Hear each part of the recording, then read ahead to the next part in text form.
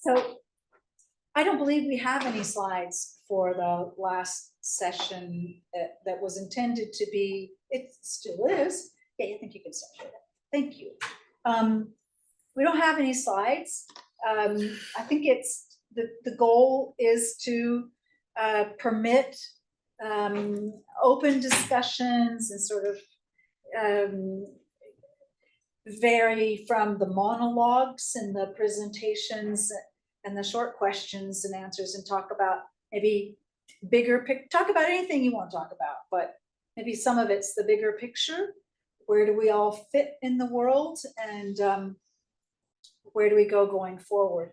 I want to thank Steve for you know, the whole shift to thinking about attention and what is posed and the different types of poses, and that's a very rich for me personally and professionally. I think that's an interesting, very valuable new thinking, and we should all try to expand our horizons. Yeah, new thinking. Yeah. Oh, Rob, thank you for raising your hand. Tell us what you're thinking. Thanks, Christine. Yeah, I have a question with a slightly different hat on, given that we have a room full of AR developers, which is whether WebVMT is useful for AR testing on the basis that it's a way of synchronizing data with video. I've always said location with video, but actually it's metadata, and that could include all the source sensor input to drive an AR system. So there's a way of repeatedly capturing a test case and driving it in a repeatable way through an AR system, rather than having it plugged into the capture device, the source device. But I don't know whether it's a real use case or not. It's one that's always been on the edge of my mind, but this seems like a good opportunity to ask the question. I think there could be bandwidth issues. I mean, there could be time resolution issues, but I'd be interested in the feedback. I think that's kind of aimed at Pedro and Nick. Is that Indeed kind of what that's the most visible spokespeople in that category? But there could be others online. If there's anybody online that would like to answer Rob's question, or maybe you're just getting acquainted with WebVMT. Hey Rob, Pedro here. I'm still getting acquainted with WebVMT. I think I see a role for training VPS, for example.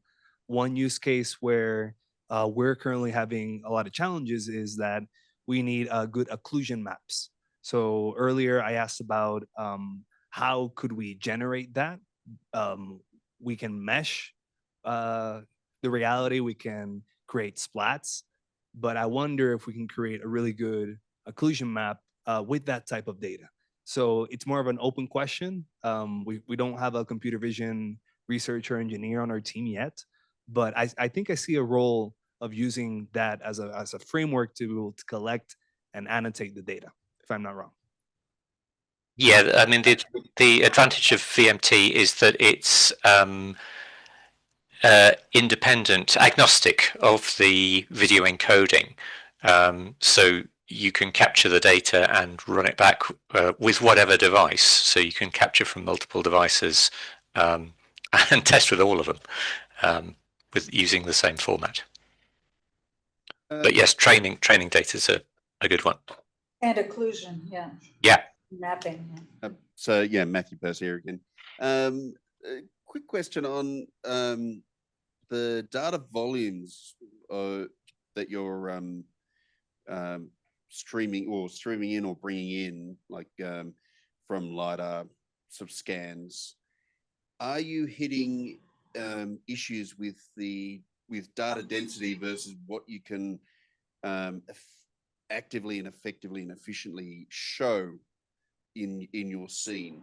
Are you having to decimate sort of data in order to be able to show a view of that? Or yeah, I'm just curious to to see, are you hitting up against some of those And things? that's a question for Nick or for Well, Rob. Oh, Everybody.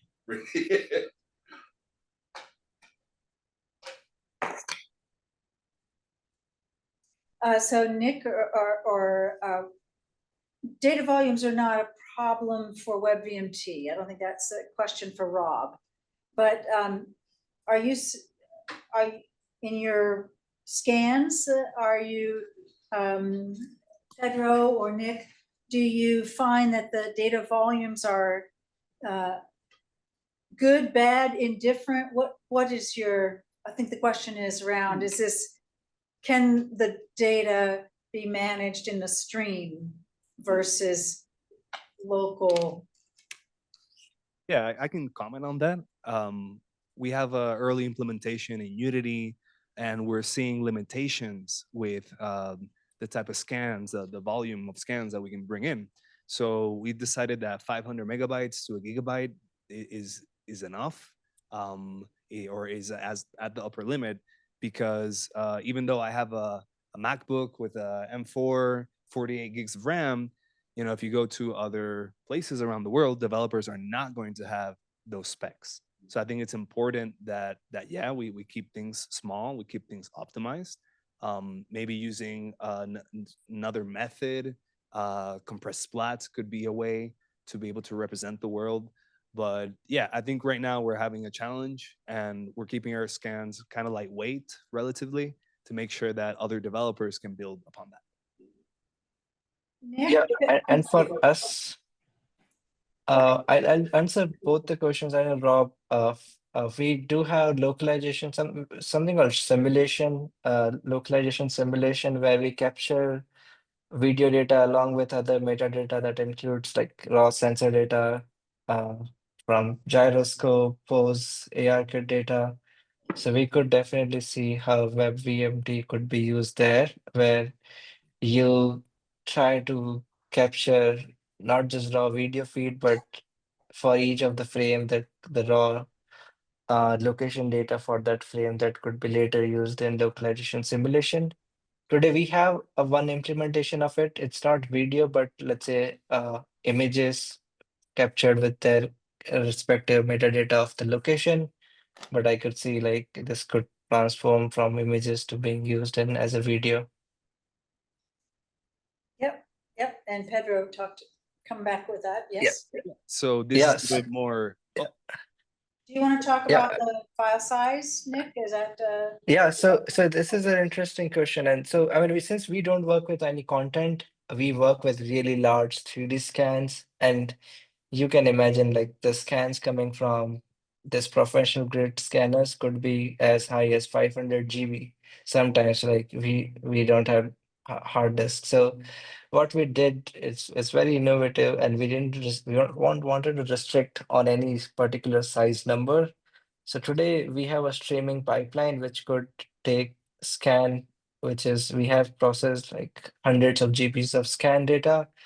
Um, Literally, last week we captured a scan data for a 6 million square feet area in a single go, which was upwards of 100 GBs. So we have a streaming mechanism where you could stream 3D scanning data, point cloud, and all other to our servers, and it could take the stream, convert that stream of 3D scan into a VPS, and then give you a VPS back. So we don't have any restriction. We've made our backend to work with streaming data and then convert that data into a vector database. So that could be later inferenced, could be used for inferencing. I thank you. That's very interesting. A lot of people shaking their heads in the room saying yes, they recognize your contributions. I also want to say Steve Smith, on the subject of large scans, 2.5 years ago, did the Hilly Fields data bubble scan, and I don't remember how many terabytes of data, but it was many points of view, many devices, all integrated into one, and size is a considerable challenge. So multi-terabytes, people walking with chest-mounted cameras, fixed cameras, the 8 camera, ordnance survey, car, a drone, all viewing each other at the same time, making a really nice graph of pose relationships, moving things, not moving things. Hidden things, it was stuff about Hidden things. occlusion, yeah. So, And Steve has presented, I would say, numerous times about the Hilly Fields data bubble. And thank you, Rob, for putting the link to that repo in the chat for this meeting. So, but I don't think that the Hilly Fields data bubble was never designed to be accessed in real time or to have, shall we say, online capabilities. It was always a reference data set for research, right, Steve? yeah, for research, and I think it'll be, well, I'm using it still probably for another 2 or 3 years to support the benchmarking of VPS and understand a lot of these issues where we have answers, but we don't really have experience. I do have one other thing to bring up, which is, Amanda's gone. In the CityGML session tomorrow, or Urban Digital Twins and CityGML joint session, the suggestion that we take the 250 million plus building models available in open CityGML and make them more suitable as, in effect, a way to get annotations for training data for city applications, which might include VPS, but might be other forms of machine learning or object detection, semantic segmentation in urban environments. So, Interesting, very big data sets, very big, consistently like all the encoded. labels in its geo-reference. So, if you can see it and you have the GeoPose and you also have the model, which has some humans actually annotated it with what it is and other properties, that it's good training material, I think. Oh. That session is on Wednesday. Okay, that session's on Wednesday. Wednesday at 10:30. And Pedro has something he wanted to add. Yeah. I guess pop in one more question here. So has anyone thought about the role of camera glasses? And I don't think I've seen personally any projects. Sorry? It's too scary. Yeah, no. The one side of me, the geek, is like, yeah, bring them on. But the other side is like, oh, surveillance, right? But talking about the tech aspect purely, I'm trying to find projects that have implemented VPS on camera glasses. Now, these camera glasses, they're not readily available, right? And the ones that are proprietary, they're not even open. So I was wondering if anyone has experimented with camera glasses or implementing VPS on these camera glasses. Chris, yeah, thank you. If anybody online wants to answer that question that Pedro just asked about camera glasses, camera mounted, go ahead, Chris. Okay, at the last meeting, the meeting in Rome, which 6 months ago, Steve Yang was there with a pair of camera glasses, and he said the main problem was the 20-minute life. When you say 20-minute life, it's the battery life? Yes. Oh, wow. Yeah.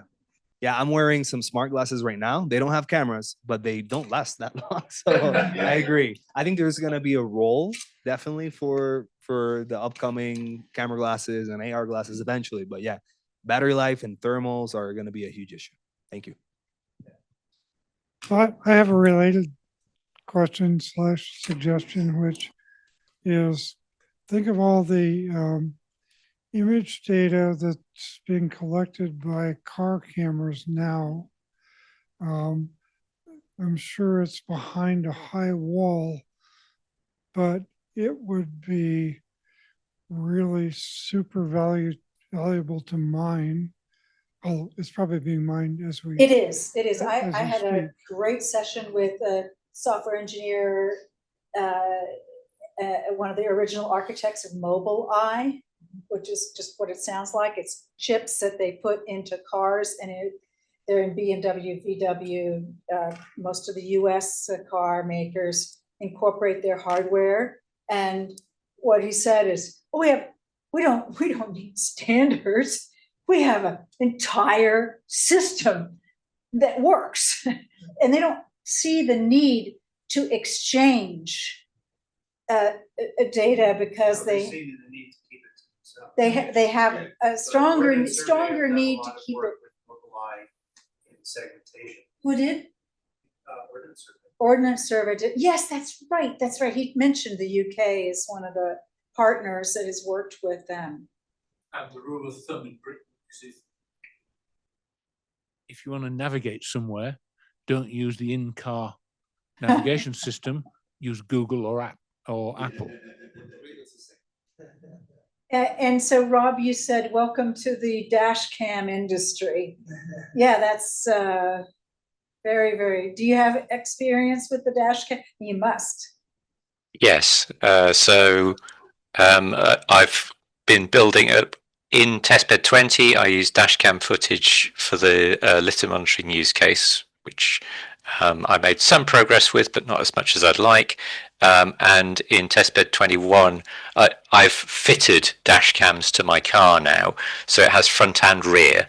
And I've spent the last 18 months building up a library, so I've got about 1 terabyte of data, which I'm about to kick off using in testbed 21 for a collision monitoring use case, which I hasten to add, I'm not driving my car into anything. It's more for potholes. There are limits. Great sharing. I think not seeing any more questions coming in from our, or do we have? I haven't been watching. No. Questions coming in from our remote participants. I think it's very, very interesting to have had people globally attend. We had we even had some people from Europe and Turkey. I think yeah, Giannis is still with us, University of Patras. I think you get the award for the farthest and longest. Thank you, Giannis. He's not there, it's just his camera. He left connected, but now he knows we've spoken with him. Thank you also to Jérôme Saint-Louis, who has contributed into the chat and been a contributor to the OGC for many, many years, has a lot to share. So I think this is where we're going to wrap it up. I want to thank the Metaverse Standard Forum event team for their support in recording all these meetings, managing the Zoom in our movements and in and out. Thank you, Lisi, Jeff, Kendra, very much. Thank you to Ali and those of you who spent the day with us and spent many hours preparing. Tomorrow. And the OGC meeting tomorrow begins tomorrow at the GeoPose Standard Working Group sessions. I think it's a full hour and a half. I saw the agenda looks pretty good. And it's at 10:30. It's after plenary, right? Yeah. Okay, so next chapter. Thank you very much, everybody.